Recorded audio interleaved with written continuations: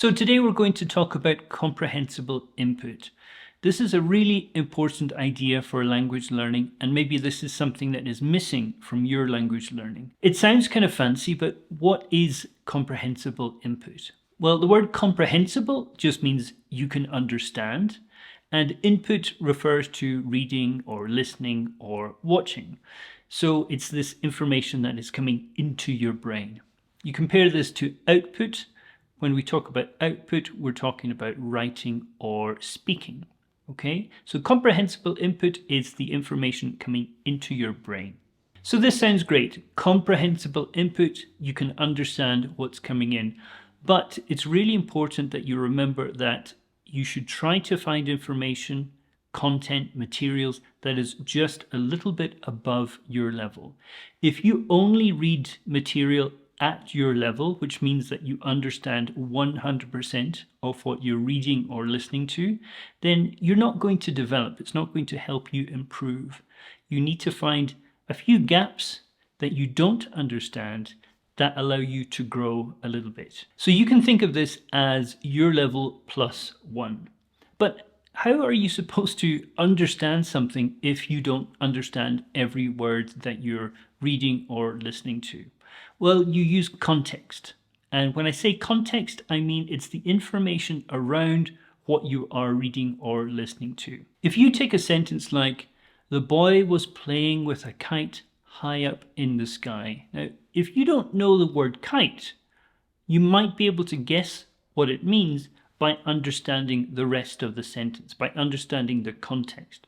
The boy was playing, okay, he was playing with a kite. So a kite, I know it's a noun, it's a thing, high up in the sky. So we need to try to imagine, okay, what could a boy play with that's high up in the sky? Well, if we imagine a boy in a park or running down by the beach, maybe he is pulling on a piece of string and up high in the air is the kite. So by understanding the context and using some common sense, using our own ideas, our own experience of the world, we can actually understand that whole sentence.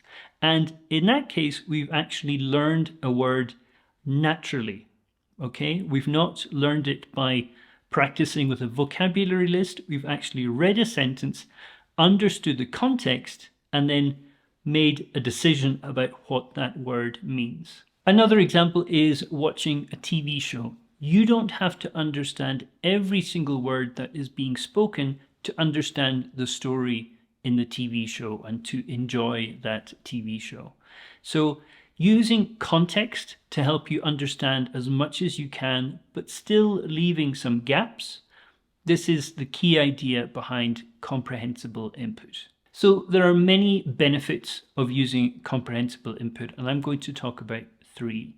The first one is that you can learn without stress, okay? If you are using these vocabulary lists or you've got a big, thick grammar textbook that you're working through, it can be really hard work and quite stressful to try to memorize things and learn things. If you're using comprehensible input, so this could be something you're reading or listening to that is just a little bit above your level, you can actually learn in a stress-free way. You're actually able to use your kind of common sense, your creativity to fill in those gaps and learn as you are going through the material. So it's a much more stress-free way of learning. The next point is about building confidence. Using comprehensible input really allows you to develop your confidence. I remember when I was learning Japanese and I was able to start reading sentences, real sentences, or maybe information on signs or menus. Maybe I didn't understand everything, but I was able to pick out enough information to give me confidence that I could understand what was written down. And that was really important for my motivation. Suddenly I was thinking, I can do this. This isn't as impossible as I imagined 3 months ago, 6 months ago. I'm actually doing it. I'm looking at that sentence and I can understand almost everything. And that really helped me to keep going and improve my language ability. And finally, if we think about listening, one of the real benefits of using comprehensible input is that you get exposure to the intonation, the rhythm, the linking of sounds, which is something I talk about a lot on this channel. And that is natural language. This is how people actually use the language. You can have a textbook and you can be learning all the grammar, all the vocabulary, but you don't get to hear this important information, this intonation, rhythm, linking. That is how people actually use the language. So where do you find comprehensible input? Well, YouTube is a good example. You're here right now. On my channel, I have a playlist that is listening practice. So this is me talking, sometimes with some questions at the end. And I think the way that I speak should be quite clear for most of you. My accent isn't particularly strong, and I think I speak in quite a clear way. So make sure you check out my playlist with my listening practice videos. You can also check out my podcast. In my podcast, I have conversations where we take a topic and discuss it in a clear way, but it should be a good example of this comprehensible input. So make sure you check out that. TV shows and movies can be great for listening practice, but sometimes they're not the best in terms of comprehensible input. So the kind of conversations that I was talking about in my podcast, I think these are better for learning. They might not be as entertaining as watching a Marvel movie, but in terms of actual comprehensible input practice, I think my podcasts are a good way to practice. In terms of reading, you can have a look for something called graded readers. These are books that are written at different levels, and you can take a short test online and you can find out what your level is, and you can find the perfect books for you to be reading. Just remember that you shouldn't be able to understand everything. If you can understand every single word, every single sentence that you're reading, the book is too easy for you. You need to go up to the next level.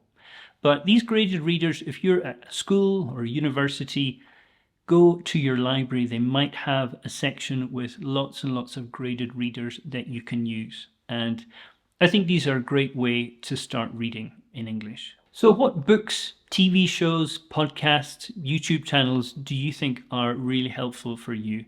Comment below. I'd love to hear your recommendations. So we talked about fluency in a previous video, and this idea of comprehensible input is really connected to fluency. Fluency is about communication. It's about not being perfect, but just doing the best with what you have. And comprehensible input is that same idea. You don't understand everything that you're reading or listening to. You have to use a lot of context to help you understand. But that is, again, accepting that things aren't going to be perfect. You are going to have to learn how to use context to understand what people are saying. And in everyday life, when you start using English in real situations, you need to use that skill of context. You need to be aware of the other information around you. I've had many students in the past who just stop, completely panic if there's a word or a piece of grammar that they don't understand. And maybe in a classroom, that's fine. You can just stop, put your hand up and ask the teacher. But in real life, you just need to keep going. You need to try and roll with the punches and try to get through a situation. If you stop every time you come to something you don't understand, you're never really going to develop that level of fluency. If you found this useful and you want to know more about comprehensible input and fluency and developing your English ability, make sure you subscribe so you don't miss future videos. So how can you get comprehensible input in daily life? Well, try to fit it into your day. 10 minutes, 15 minutes if you have a drive to work, or you're on a bus going to school, or whatever. Maybe you're going for a walk with your dog. Try to find something that you can listen to. My podcast, for example, put it in your ears and go for a walk and just listen and try to understand as much as you can. If you enjoy reading or you want to practice reading, look out for these graded readers. They can be a little bit expensive to buy, but again, if you go down to your local library or if you're in a school or a university, they might have some that you can use for free. Just remember that the more input you get, the more you'll be able to produce. Okay? If we think about how people naturally learn languages, how children, babies learn languages, they get a lot of input. Just as humans, we are attracted to little babies and we just talk and talk and talk. And that is how they develop the ability to speak. If you are not giving yourself the opportunity to get this comprehensible input, then you're missing out on this key aspect of language learning. So in conclusion, you don't have to sit and practice vocabulary and grammar, memorizing lists of information. You can actually find material that is just above your level and listen to it, read it, give yourself that comprehensible input. And you'll find that it's actually quite an enjoyable way to learn once you can find the right level for you. And before you go, make sure you check out this playlist, which you might find useful. Thanks a lot, and I'll see you in the next video.